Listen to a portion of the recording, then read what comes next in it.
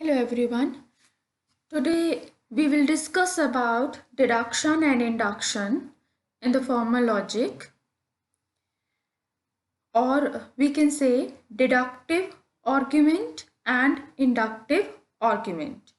On the basis of inferential claim, there are two types of argument: deductive argument and inductive argument. So there is a question about which type of claim we are talking about. हम किस claim की बात कर रहे हैं या फिर ये इन्फ्रेंशियल क्लेम क्या है. So this claim is about how the premises support the conclusion, यानी प्रेमिसेस एंड कंक्लूजन के बीच रिलेशन कैसा है, कंक्लूजन प्रेमिसेस को कितना फॉलो कर रहा है या फिर प्रेमिसेस कंक्लूजन को कितना सपोर्ट कर रही है.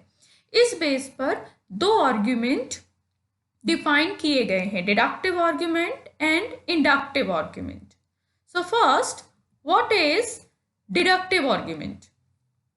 An argument is said to be deductive if its conclusion is claimed to necessarily follow from its premises.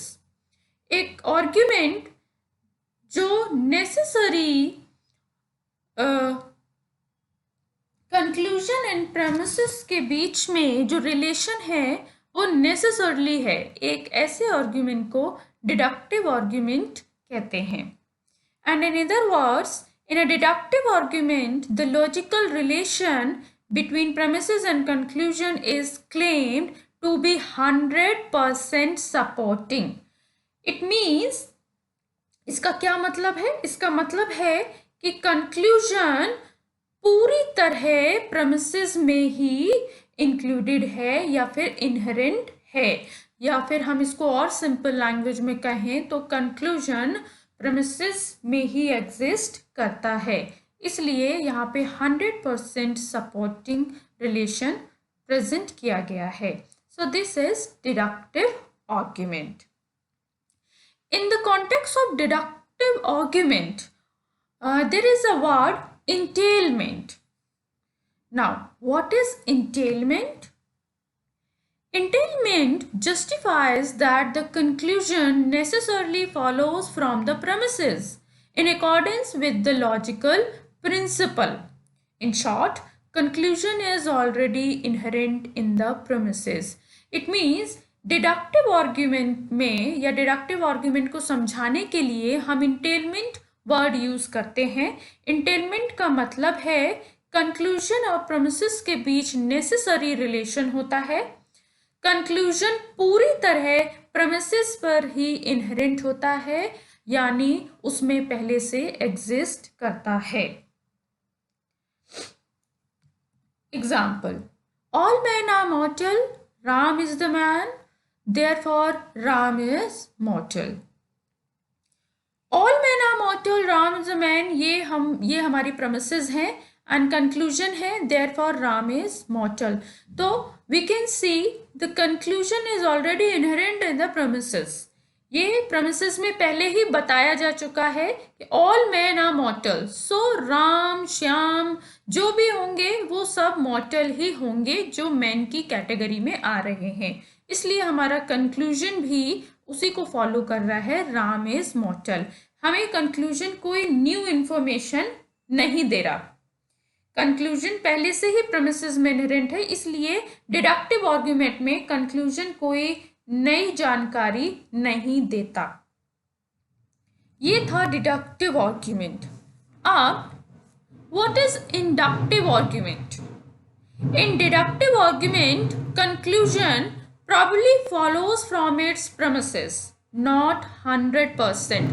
Probably, this word is important, probably, क्योंकि यहाँ पे जो कंक्लूजन होता है वो 100% प्रेमिसेस को फॉलो नहीं करता.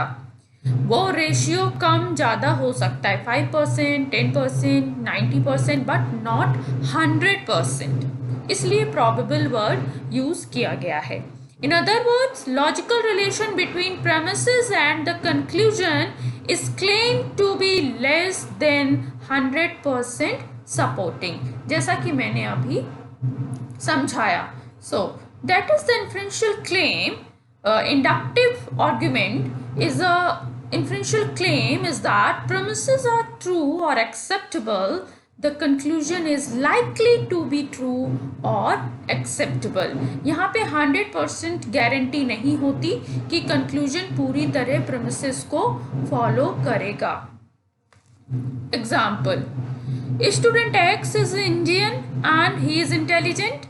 Student Y is Indian and he is intelligent. Student X is Indian and he is intelligent. Therefore, all students who are Indian are intelligent. इसमें हमने क्या किया, हमारे पास 3 premises हैं. 3 premises के बेस पर हम conclusion ड्रॉ कर रहे हैं. बट जो 3 premises हैं, the all 3 premises are particular case. But our conclusion is universal case because we are talking about all students who are Indian are intelligent. So all, हमने justify सिर्फ 3 को किया, लेकिन हम conclusion all students के बारे में दे रहे हैं. तो यहाँ पे conclusion पूरी तरह premises को follow नहीं कर रहा है. इसलिए इस टाइप की रीजनिंग या इस टाइप के आर्ग्यूमेंट को हम कहते हैं inductive argument. In the context of inductive argument, there is a word inductive leap.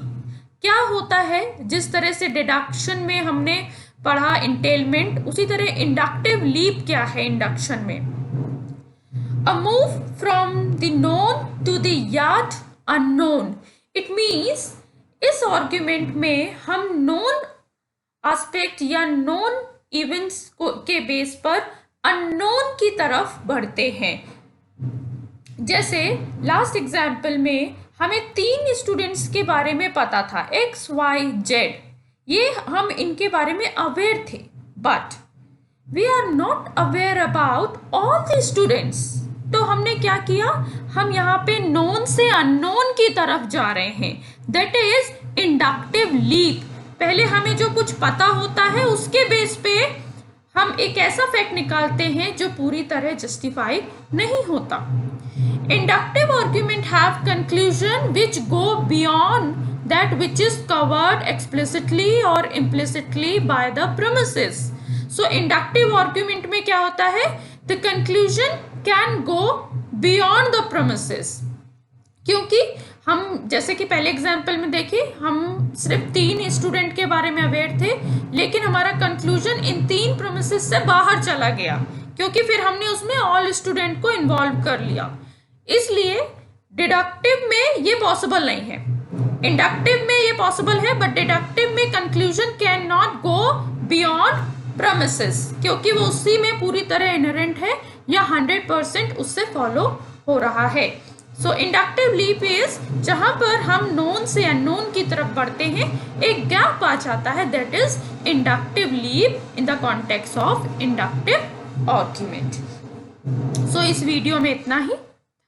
हाँ, इसका एग्जाम्पल पहले भी था, मैं फिर से दे देती हूँ. Professor X is a writer and he is famous. Professor Y is a writer and he is famous. Professor Z is a writer and he is famous. So basically यहाँ पे भी 3 फैक्टर हैं, या हमारे पास 3 प्रोफेसर्स की जानकारी है, जिसके बेस पे हम क्या कंक्लूड कर रहे हैं, all professors who are writers are famous. So हम देख रहे हैं कि कुछ फैक्ट जो नोन है उसके बेस पे हम अननोन कंक्लूजन दे रहे हैं. This is example of inductive leap. So इस वीडियो में इतना ही. Thank you so much.